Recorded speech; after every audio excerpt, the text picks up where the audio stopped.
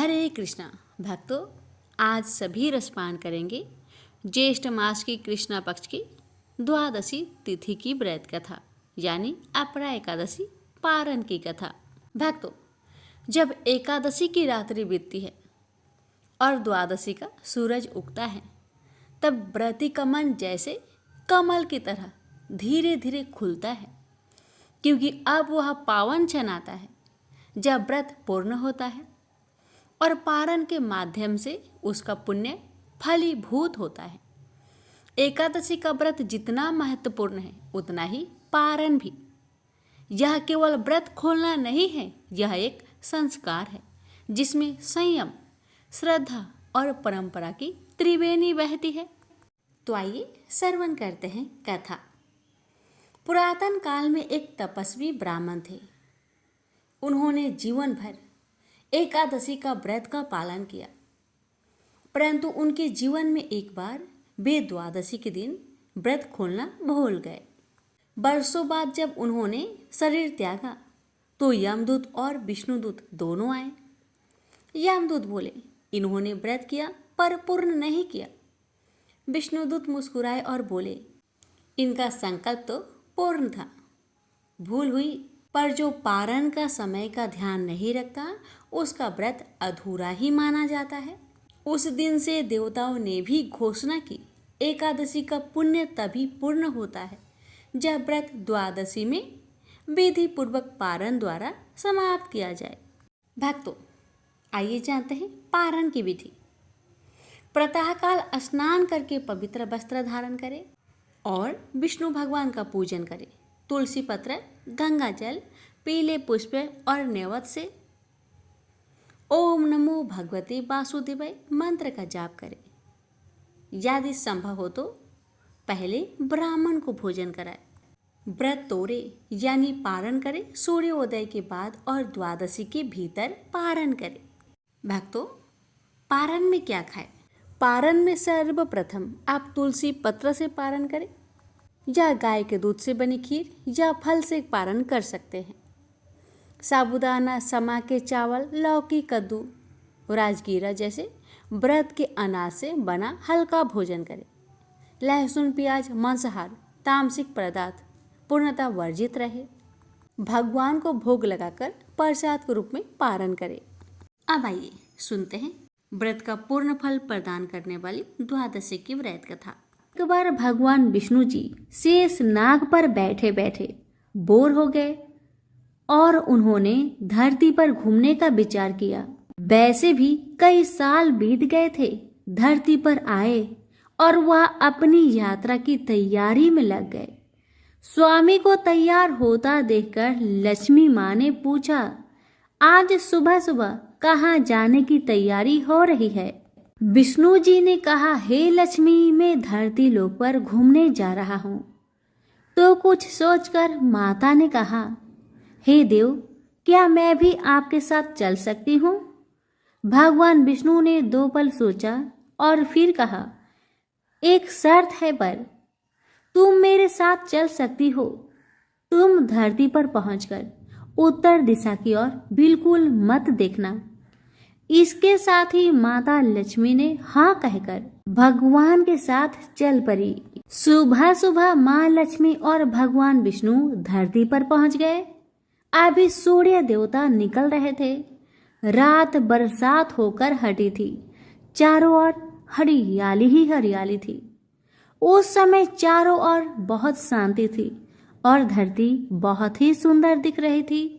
और माँ लक्ष्मी मंत्र मुक्त होकर धरती को देख रही थी और भूल गई कि पति को क्या वचन देकर आई है, और चारों ओर देखती हुई कब उत्तर दिशा की ओर देखने लगी, पता ही नहीं चला। उत्तर दिशा में माँ लक्ष्मी को एक बहुत ही सुंदर बगीचा नजर आया और उस तरफ से भीनी भीनी खुशबू आ रही थी और बहुत ही सुंदर सुंदर फूल खिले थे। यह एक फूलों का खेत था और माँ लक्ष्मी बिना सोचे उस खेत में गई और एक सुंदर सा फूल तोड़ लाई।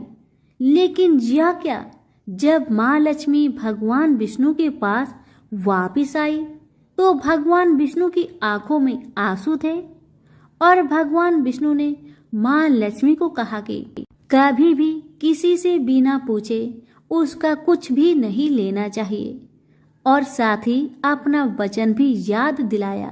माँ लक्ष्मी को अपनी भूल का पता चला तो उन्होंने भगवान से इस भूल की माफी मांगी। तो भगवान विष्णु ने कहा कि जो तुमने भूल की है उसकी सजा तो तुम्हें जरूर मिलेगी। जिस माली के खेत से तुम बिना पूछे फूल तोड़ा है वह एक प्रकार की चोरी है, इसलिए अब 3 साल तक माली के घर नौकर बनकर रहो, उसके बाद मैं तुम्हें बैकुंठ वापस बुलाऊंगा।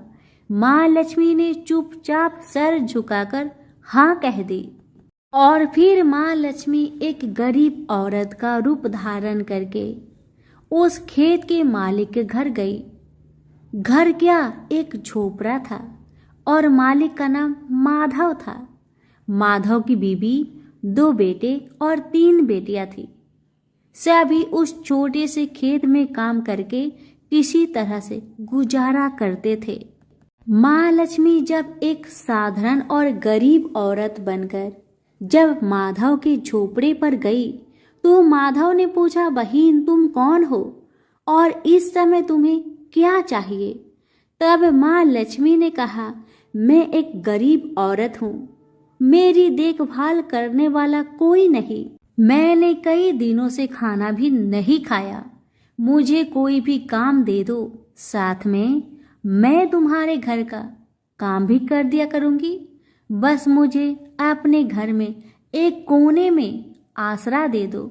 माधव बहुत ही अच्छे दिल का मालिक था, उसे दया आ गई, लेकिन उसने कहा, बहन मैं तो बहुत गरीब हूँ, मेरी कमाई से मेरे घर का खर्च मुश्किल से चलता है, लेकिन अगर मेरी 3 की जगह 4 बेटियां होती तो अभी मुझे गुजारा करना ही था। अगर तुम मेरी बेटी बनकर जैसा रूखा सूखा हम खाते हैं उसमें खुश रह सकती हो तो बेटी बनकर अंदर आ जाओ। माधव ने माँ लक्ष्मी को अपने झोपड़े में शरण दे दी और माँ लक्ष्मी 3 साल तक उस माधव के घर पर नौकर बनकर रही। जिस दिन माँ लक्ष्मी माधव के घर आई थी उससे दूसरे दिन ही माधव को इतनी आमदनी हुई, फूलों की कमाई से ही शाम को एक गाय खरीद ली। धीरे धीरे माधव ने काफी जमीन खरीद ली और सब ने अच्छे अच्छे कपड़े भी बनवा लिए और फिर एक बड़ा पक्का का घर भी बना लिया। बेटियों और बीबी ने गहने भी बनवा लिए और अब मकान भी बहुत बड़ा बनवा लिया था। माधव हमेशा सोचता था कि मुझे ये सब इस महिला के आने के बाद ही मिल रहा है, इस बेटी के रूप में मेरी किस्मत आ गई है। माँ लक्ष्मी को आते हुए 2 से 5 साल बीत गए थे, लेकिन माँ लक्ष्मी अब भी घर में और खेतों में काम करती थी। एक दिन माधव जब अपने खेतों से काम खत्म करके घर आया तो उसने अपने घर के सामने द्वार पर एक देवी स्वरूप गहनों से लदी एक औरत को देखा। ध्यान से देखकर पहचान गया, अरे यह तो मेरी मुंह बोली चौथी बेटी यानी वही औरत है, और पहचान गया कि यह तो माँ लक्ष्मी है। अब तक माधव का पूरा परिवार बाहर आ गया था और सब हैरान होकर माँ लक्ष्मी को देख रहे थे। माधव बोला, माँ हमें माफ कर, हमने तेरे से अनजाने में ही घर और खेत में काम करवाया है। माँ यह कैसा अपराध हो गया, हे माँ हम सबको माफ कर दे। अब माँ लक्ष्मी मुस्कुराई और बोली, माधव तुम बहुत ही अच्छे और दयालु व्यक्ति हो, तुमने मुझे अपनी बेटी की तरह रखा। इसके बदले में मैं तुम्हें वरदान देना चाहती हूँ कि तुम्हारे पास कभी भी खुशियाँ की और धन की कमी नहीं रहेगी। तुम्हें सारे सुख मिलेंगे जिसके तुम हकदार हो। और फिर माँ अपने स्वामी के दोबारा भेजे रथ में बैठकर बैकुंठ चली गई। तो प्रेम से बोलिए लक्ष्मी नारायण की जय हो। स्वर्णी मुनि की पुत्री तुलसी अपूर्व सुंदर थी। उसकी इच्छा थी कि उनका विवाह भगवान नारायण के साथ हो। इसके लिए उन्होंने नारायण पर्वत की घाटी में स्थित बद्रीवन में घोर तपस्या की। दीर्घ काल तक तपस्या के उपरांत ब्रह्मा जी ने प्रसन्न होकर दर्शन दिए और वर मांगने को कहा। तब तुलसी जी ने कहा, हे सृष्टि के कर्ता ब्रह्मदेव, आप तो अंतर्यामी हैं, आपसे क्या छुपा है। सबकी मन की बात आप जानते हैं, फिर भी मैं अपनी इच्छा आपको बताती हूँ। मैं चाहती हूँ कि भगवान श्री हरि मुझे पति रूप में मिले। तुलसी की बातें सुन ब्रह्मदेव ने कहा, तुम्हारा अभीष्ट तुम्हें अवश्य मिलेगा। आपने पूर्व जन्म में किसी अपराध के कारण तुम्हें श्राप मिला है। इसी प्रकार भगवान श्री नारायण के एक पार्षद को भी दानव कुल में जन्म लेने का श्राप मिला है। दानव कुल में जन्म लेने के बाद भी उसमें नारायण का अंश विद्यमान रहेगा। इसलिए इस जन्म में पूर्व जन्म के पाप के शमन के लिए संपूर्ण नारायण तो नहीं, नारायण के अंश से युक्त दानव कुल में जन्मे उस श्रापग्रस्त पार्षद से तुम्हारा विवाह होगा। श्राप मुक्त होने पर भगवान श्री नारायण सदा सर्वदा के लिए तुम्हारे पति हो जाएंगे। तुलसी ने ब्रह्मा जी के इस वर को स्वीकार किया, क्योंकि मानव कुल में जन्म के कारण उसे मायावी भोग तो भोगना ही था। तुलसी बद्री वन में रहने लगी। नारायण का वह पार्षद दानव कुल में शंखचूड़ के नाम से पैदा हुआ था। कुछ दिनों के बाद वह भ्रमण करता हुआ बद्री वन में आया, जहाँ तुलसी रहा करती थी। वहां तुलसी को देखते ही उस पर मुग्ध हो गया। तुलसी के सामने उसने अपने साथ विवाह करने का प्रस्ताव रखा। इतने में ही वहां ब्रह्मा जी भी आ गए और उन्होंने तुलसी से कहा, तुलसी, शंखचूड़ को देखो, कैसा देवोपम इसका स्वरूप है। दानव कुल में जन्म लेने के बाद भी लगता है जैसे इसके शरीर में नारायण का वास हो। तुम प्रस्ताव को स्वीकार कर लो। तुलसी को भी लगा कि उसकी तपस्या पूर्ण हुई है, उसे इच्छित फल मिला है। शंखचूड़ के साथ उसका गंधर्व विवाह हो गया और वह शंखचूड़ के साथ उसके महल में पत्नी बनकर आ गई।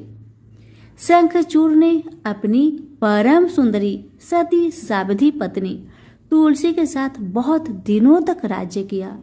उसने अपने राज्य का इतना विस्तार किया कि देवलोक तक उसके अधिकार में आ गया। स्वर्ग का सुख भोगने वाले देवताओं की दशा भिखारियों की जैसी हो गई। शंखचूड़ किसी को भी कष्ट नहीं देता था, पर अधिकार और राज्य छीन जाने से सारे देवता मिलकर ब्रह्मा, विष्णु और शिव की सभा में गए तथा अपनी विपत्ति सुनाई। ब्रह्मा जी ने कहा, तुलसी परम साध्वी है, उसका विवाह शंखचूड़ से मैंने ही करवाया था। शंखचूड़ को तब तक नहीं हराया या मारा जा सकता है जब तक तुलसी को न छला जाए। विष्णु जी ने कहा, शंखचूड़ पूर्व जन्म में मेरा पार्षद था। श्राप के कारण उसे दैत्य कुल में जन्म लेना पड़ा। इस जन्म में भी मेरा अंश उसमें व्याप्त है। साथ ही तुलसी के पतिव्रत धर्म से वह अजय है।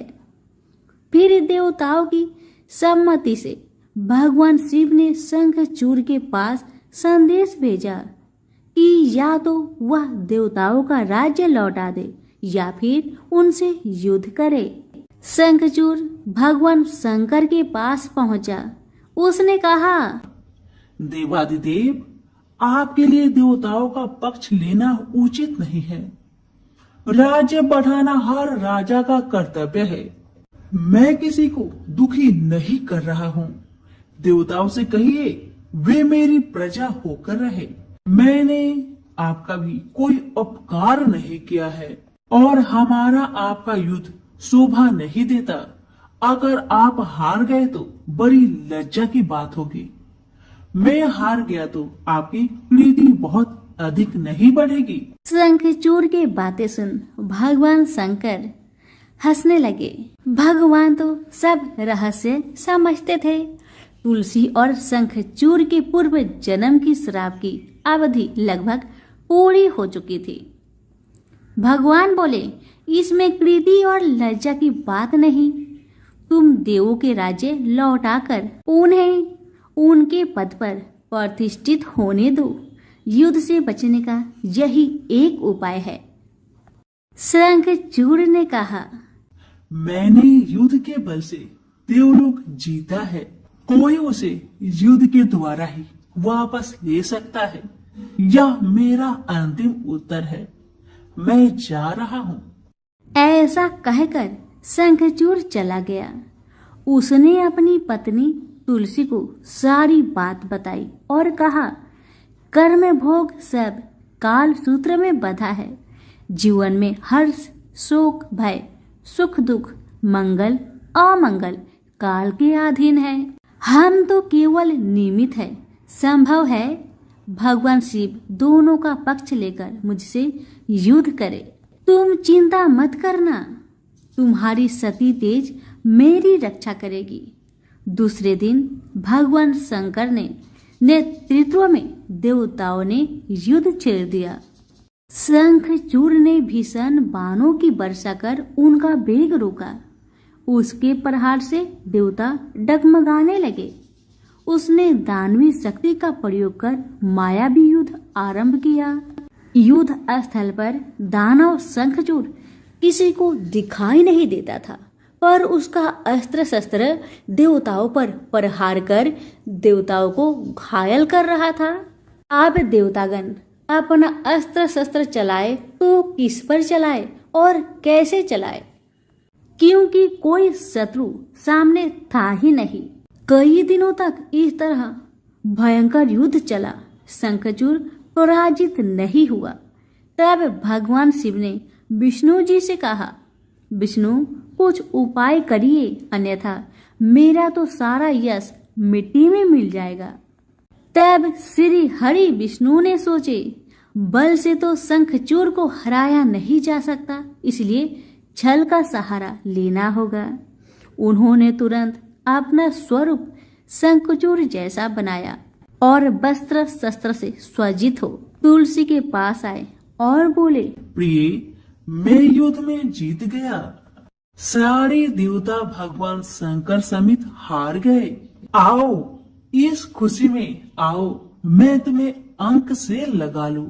पति को प्रत्यक्ष खरा देख तथा विजय का समाचार सुन वह दौड़कर मायावी शंखचूड़ के गले से लिपट गई। इस प्रकार पति पत्नी दोनों ने आलिंगन को खूब खुशी मनाई। पर पुरुष के साथ इस प्रकार का व्यवहार से उसका सती तेज नष्ट हो गया। उसका सती तेज जो शंखचूड़ की कवच के रूप में रक्षा कर रहा था, वह कवच नष्ट हो गया।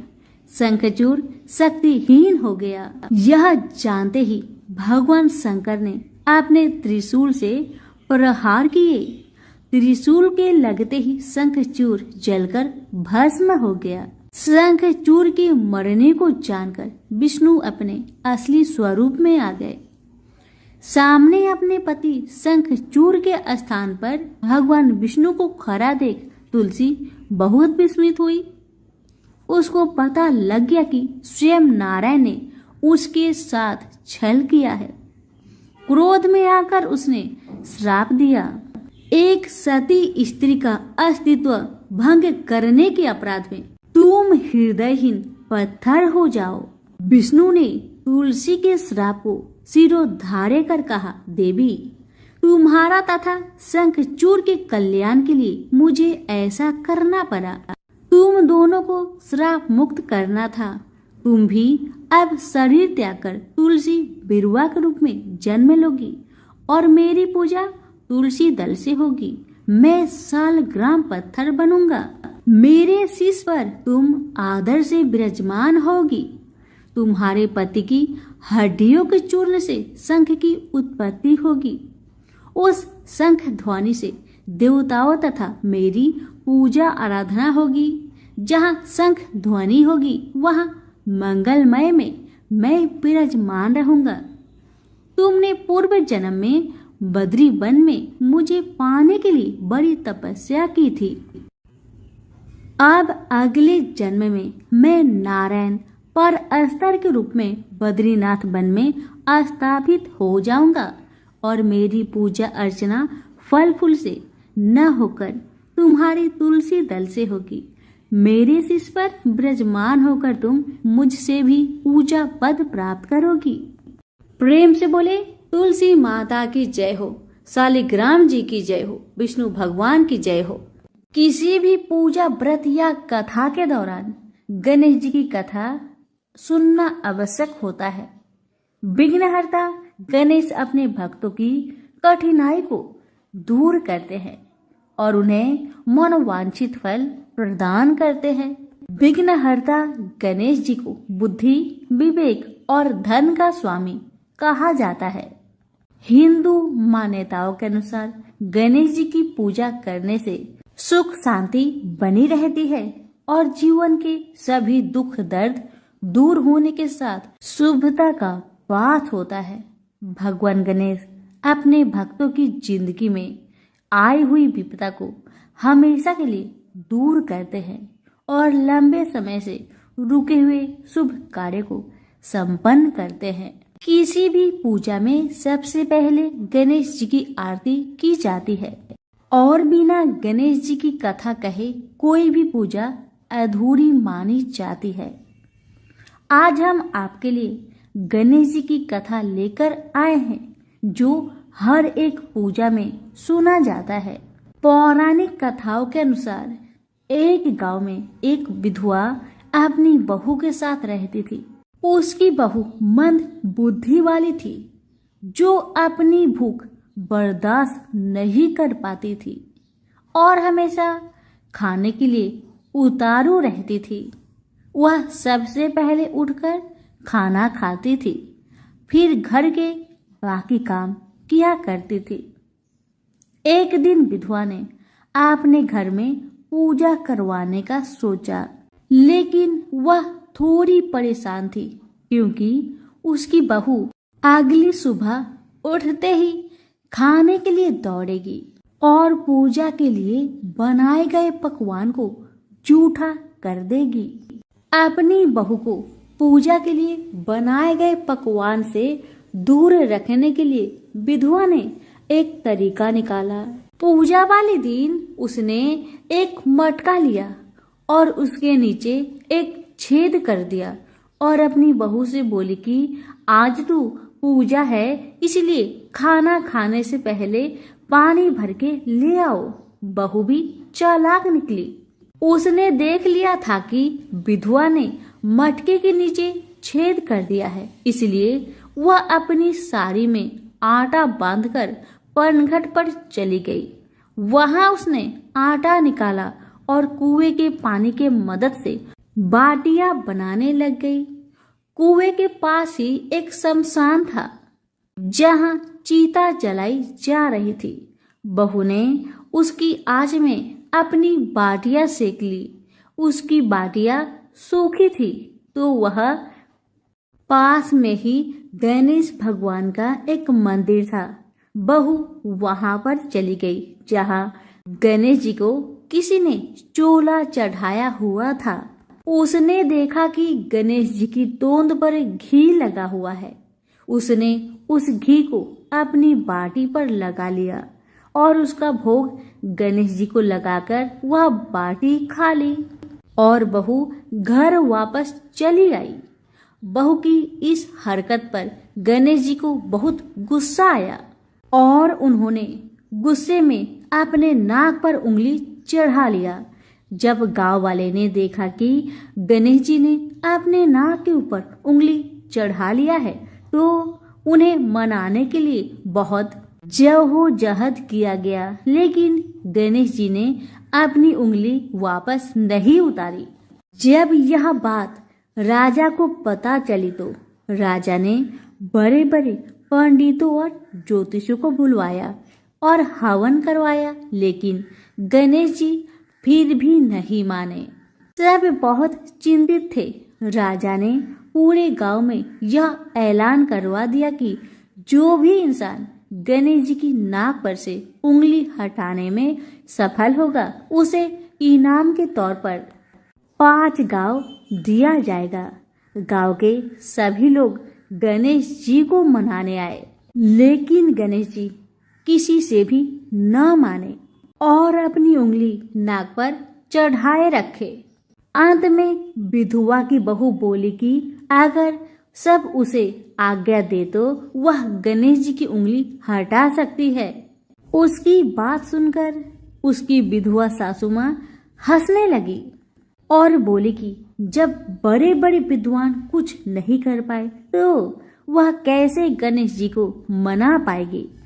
तब किसी ने बोला कि जब सब लोगों को मौका मिला तो उसे भी एक मौका मिलना चाहिए।